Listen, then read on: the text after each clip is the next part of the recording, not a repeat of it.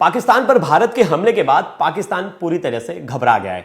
अब आप कहेंगे ऐसा मैं क्यों कह रहा हूं, क्योंकि देखिए अभी तक तो ठीक से जंग शुरू भी नहीं हुई है। अभी तो बस छोटी मोटी कार्रवाई भारत कर रहा है पाकिस्तान के लिए, क्योंकि पाकिस्तान ने पहले हमला किया था। अब उस हमले के बाद पाकिस्तान इतना ज्यादा घबरा गया है, सिर्फ 2 दिन हुए हमला करने के बाद। अब पाकिस्तान पहुंच गया है वर्ल्ड बैंक, पाकिस्तान पहुंच गया अपने इंटरनेशनल पार्टनर्स के पास और सबसे कह रहा है कि हमें भीख दे दो, यानी लोन दे दो। 2 दिन की लड़ाई में पाकिस्तान हार मान बैठा है। और ऐसा हम पकी पकाई बात नहीं कह रहे हैं कि हम कुछ भी आपको बता रहे हैं।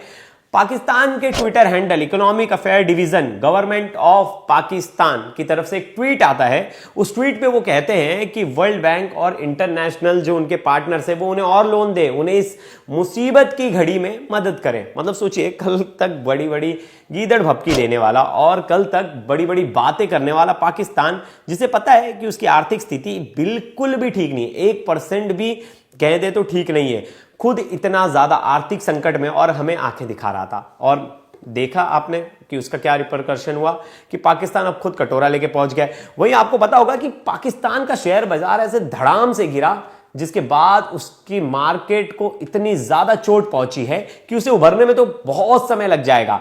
फिर यहीं तक सीमित नहीं था, पाकिस्तान इंटरनेशनल मॉनिटरी फंड के पास भी पहुंच गया है फंड लेने के लिए, और वहां भी भारत भी उस फंड का, उस ग्रुप का मेंबर है, तो भारत उसका विरोध करेगा। आज ही उसकी मीटिंग है। तो एक बार हम पढ़ के बताते हैं कि economic affair division government of Pakistan की तरफ से क्या ट्वीट किया गया है। ये ट्वीट है, उन्होंने लिखा है, पाकिस्तान का कहना है कि बढ़ते युद्ध और शेयर बाजार में गिरावट के बीच हम अंतर्राष्ट्रीय समुदाय से आग्रह करते हैं कि वो हमारी मदद करे। साथ ही पोस्ट में आगे राष्ट्र से दृढ़ रहने की आग्रह किया गया। उन्हें पता है कि वहां के लोग ही राष्ट्र के लिए समर्पित नहीं है, एंड अपनी कंट्री में ही इतना ज्यादा इंटरनल वॉर है, इंटरनल सिविल वॉर चल रहा है, जिसकी वजह से उन्हें आर्थिक संकट तो और देखने मिलेगा। वहीं बलूचिस्तान और गिलगित बल्चिस्तान, बाकी के इलाके, सिंध प्रांत में भी लोग जो हैं वो पाकिस्तान का बायकॉट कर रहे हैं। पाकिस्तान के अपने लोग ही पाकिस्तान का सपोर्ट नहीं कर रहे हैं। अब देखने वाली बात होगी, क्या इस घड़ी में कोई इंटरनेशनल पार्टनर्स इन्हें आता है सपोर्ट देने, क्या इन्हें कोई लोन मुहैया कराया जाता है, क्या वर्ल्ड बैंक इनकी हेल्प करता है।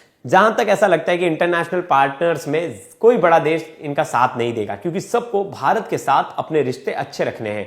और इस समय में जो भी भारत के साथ अपना रिश्ता बिगाड़ेगा, मतलब वो एक तरह से भारत के साथ अपना इकोनॉमी खराब करना चाहता है, अपना ट्रेड रिलेशन खराब करना चाहता है। क्योंकि भारत का चाइना, यूएसए, रशिया सबके साथ ट्रेड काफी अच्छा है। जितनी भी टॉप कंट्रीज है, यहां तक कि यूके, यूएई सबसे बेस्ट है एग्जाम्पल। तो इन सब देशों के साथ जब भारत का ट्रेड इतना अच्छा है और भारत के लोग इतनी ज्यादा मदद करते हैं बिजनेस में, हर चीज में, तो मुश्किल है कि पाकिस्तान को कोई हेल्प मिले। और सोचिए ना, बस 2 दिन में पाकिस्तान ने घुटने टेक दिए। पाकिस्तान के पास पैसे नहीं, भीख मांगने लगा।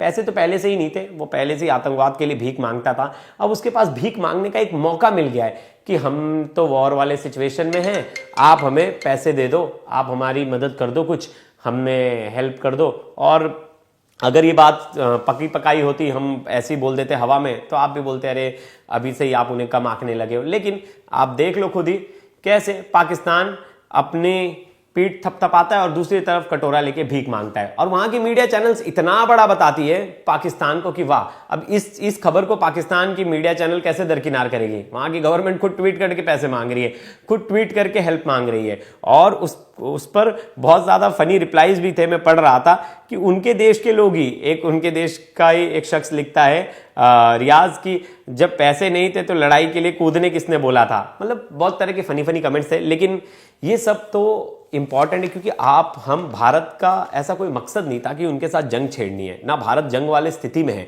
भारत बस उनकी जवाबी कार्रवाई का जवाब दे रहा है, उनकी तरफ से जो हमले हो रहे हैं उसका जवाबी कार्रवाई दे रहा है। अब देखिए जो कल तक के अपडेट है, पाकिस्तान के 50 ड्रोन, 8 मिसाइल और 3 लड़ाकू विमान गिरा चुके हैं, भारत ने मार गिराए हैं। वहीं मोहाली में अलर्ट है, रक्षा मंत्रालय में बैठक जारी है इसको लेकर। वहीं चंडीगढ़ में सायरन गूंज रहे हैं, अलर्ट मोड पे है चंडीगढ़ पूरा, क्योंकि चंडीगढ़ वहां से पास है बॉर्डर इलाकों से। तो आपने देखा होगा पंजाब को जब पहली बार इन्होंने हमला किया था सैन्य ठिकानों पे, तो उसमें से पंजाब के 6 जगह थे। जम्मू का जायजा लेते हुए पहुंचे उमर, सीएम पहुंचे वहां के।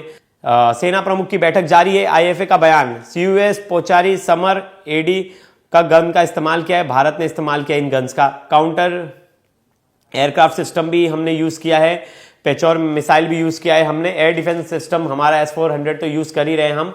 और बीएसएफ ने सांबा में घुसपैठ की कोशिश को नाकाम किया है। पाक की ओर से 7 घुसपैठियों को ढेर किया। वहीं जैश ए मोहम्मद के लोग थे ये सब, जो पता चल रहा है जैश ए मोहम्मद के आतंकी थे, ये घुसपैठ की कोशिश कर रहे थे। और आपने देखा था कि पाक के कायराना हरकत का कैसे भारत ने मुंह तोड़ जवाब दिया, जिसके बाद भारत ने एक तरह से देखे जाए तो पूरी किलेबंदी कर दी है। पूरी तरह से नेवी हमारी एक जगह सेटल हो गई है। वो कराची से कोई भी ऐसी सामग्री, कार्गो शिप वगैरह को जाने के लिए वहां से रास्ता नहीं मिलने वाला। एक तरह से उनकी इकोनॉमी को बहुत ज्यादा इफेक्ट पड़ेगा। अभी तो शुरुआत है, दूसरा दिन है। दूसरे दिन में जब पाकिस्तान की ऐसी हालत हो सकती है तो पाकिस्तान कैसे भारत का सामना करेगा, बहुत ही मुश्किल है। और भारत को तो ये पता ही था पहले से कि ये हमारे कहीं से भी हमें नहीं लगते, हमारे आसपास भी नहीं है ये। और ज़बरदस्ती की लड़ाई और ज़बरदस्ती की एक कहते हैं ना अकड़, वो पाकिस्तान में बहुत ज़्यादा है। और पागल देश एक तरह से कहा जाता है ना, पागल और भीख मांगने वाला देश, तो वो भीख मांगना इसने वापस से शुरू कर दिया। अब देखते हैं ये और कहाँ कहाँ जाता है भीख मांगने के लिए। तो दोस्तों क्राइम तक के साथ बने रहिएगा। क्राइम तक पर हर छोटी से बड़ी खबर आपको इंडिया पाकिस्तान के बीच जो कुछ चल रहा है संघर्ष, उसकी हर अपडेट आप तक लेकर आएंगे। धन्यवाद।